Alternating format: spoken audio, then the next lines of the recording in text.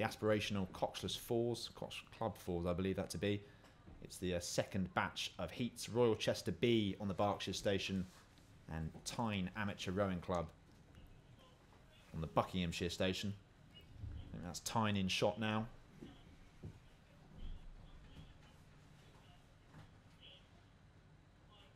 Every year, Tyne produce one or two exceptionally good crews. And let's hope this is another example of that. Just watching Royal Chester being warned by the umpire as they came across off their station. We already had some fantastic racing today. Let's hope this one produces the goods. Royal Chester struggling a little bit. They're being warned again. Not sure if that's deliberate. Trying to psych out their opposition, maybe. Seems like they've overcorrected slightly there. And now they're coming across again. Well, we have talked about it a lot today, the Coxless. You know, the ability of someone in the boat to steer a Coxless crew, but having to push your hardest and think about steering. Particularly in a sweeper as well, where changes in direction can happen all the time, just off technique. And so now it looks like Tyne Amateur Rowing Club have come across to encroach on Royal Chester waters. But Royal Chester have about half a length's lead as they come past our commentary tower. A little call there from the girl in the bow seat. I imagine that usually means let's go.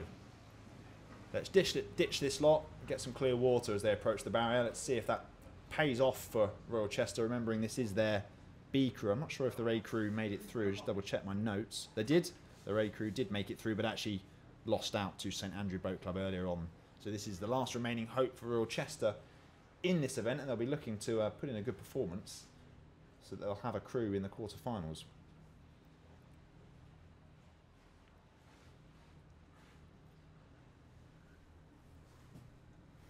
There we go, that push seems to have worked.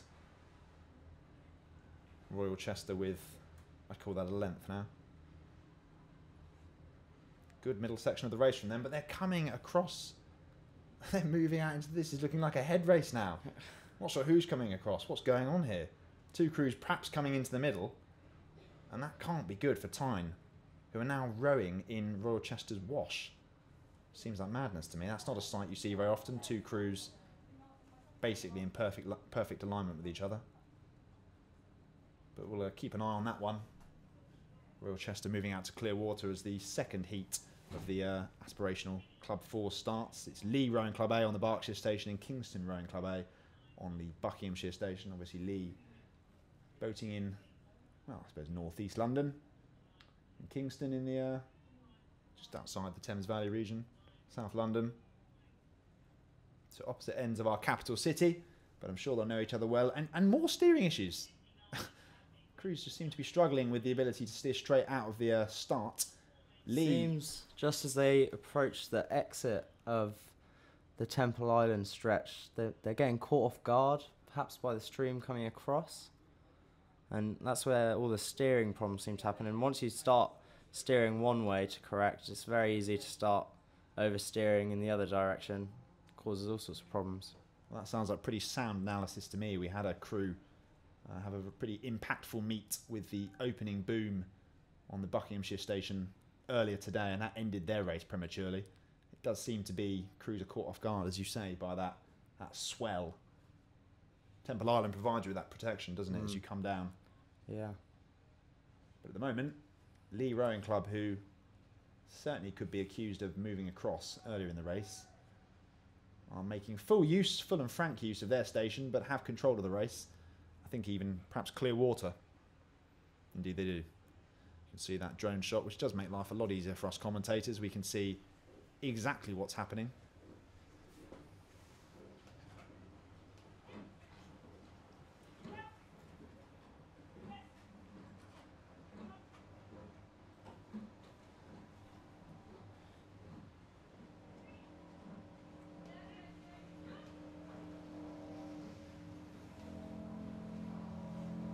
And the name on the launch there as it goes past is Panache, which is exactly what this Lee 4 is showing as they move out to a length and a half lead of clear water. Perhaps more. Yeah, strong show from Lee. Another club who I understand were almost a world-class start centre in the 80s, producing international after international. Went through a quieter period, but are coming back to the fore in recent years. Certainly in club rowing, they always produce excellent athletes, and they have a really sound, robust system in place whereby people learn to row at Lee and eventually end up representing their club for significant national honours at the likes of Wallingford, Met, Marlow, and even Henley Royal and Women's Regatta. They row on quite a narrow stretch in London, not the tideway, so perhaps that's why they seem to get into trouble earlier on this slightly wider stretch than they used to, perhaps. Well, that is the question, but you always wonder how much practice crews have had on the start. Yeah.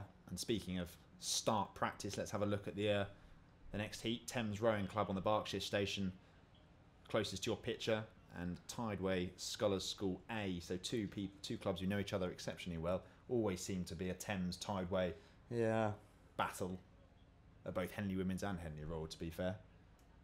And I think these two crews know this course a little better. They're staying their stations pretty well, actually. And Tideway Scholars, that's a smart crew, that is, I have to say. Could be totally misproven. Oh, as I say that, Tideway Scholars... They're getting incredibly close there. And they've crashed. Curse to the commentator, remarking on how wonderful Tideway Scholars School look, and they crash into the booms, leaving Thames to, I assume, row away unchallenged. That's a real shame for Tideway Scholars, because I thought they were looking really good, Samuel. Yeah, they look very smooth.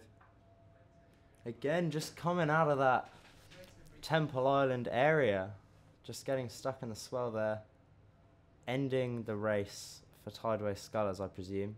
Well, that's exactly it. It's a shame that so many crews have decided that Buckinghamshire opening boom is one they'd like to, inspect at close quarters, because it's ending contests before they've even really begun. And Thames Rowing Club, there'll be no problems for them. They've loved the sight of Tideway Scholars School crashing, because it meant that they can row away uncontested. They've got a few lengths. Of course, they've always got to be careful, because actually this, it's not a half a course margin at the moment. There is only a few lengths in it. They've always got to make sure that they row to their full potential all the way down the course now, but it would take a mammoth effort for them to come back here, wouldn't it? Yeah. And the Thames crew themselves not looking too shabby either. Very smart crew as they go past. And not only will it have slowed them down the initial collision, but also just the mental impact it'll have on the members of the four. They'll be trying to deal with a huge adrenaline rush now, trying to control that. That's the thing, you crash, and the moments after are some of the fastest rowing you probably ever do in a crew, because you're filled with a combination, a cocktail of emotions. And then I assume the crushing reality of the fact that they are probably going to lose this race due to something that it's not reflective of their rowing abilities. That's a shame.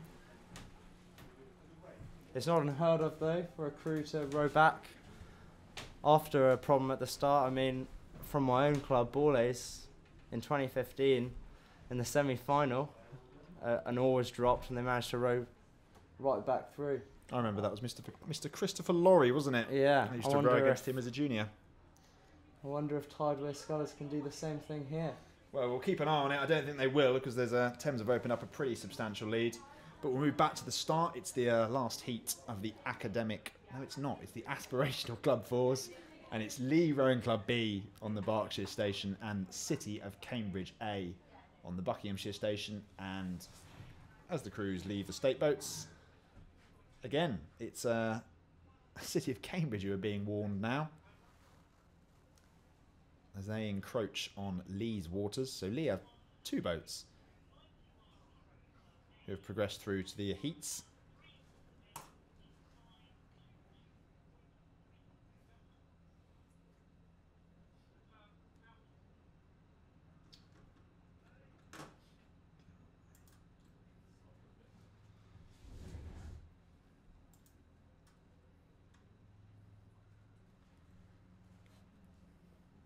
And at this stage of the race, it looks like Lee have had the better of the two starts.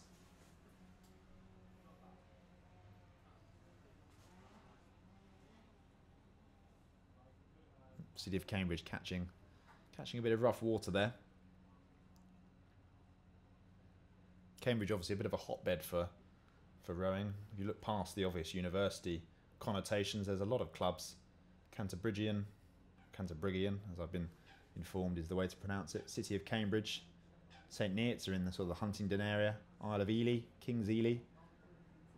Lots and lots of rowing going on down there on the Great River Ouse. And you see the full spectrum of clubs, student and junior athletes represented at all the major regattas. City of Cambridge certainly not out of this one, Samuel. There is about a length between the two crews at the moment.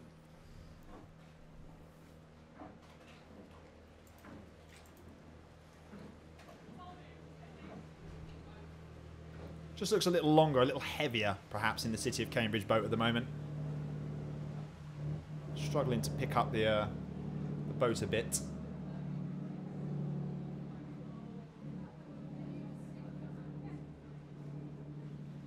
But sometimes it can look like that, and it's of no detriment to the speed. Lee seemed to be struggling to break the elastic, so to speak, between the two boats and move away completely there.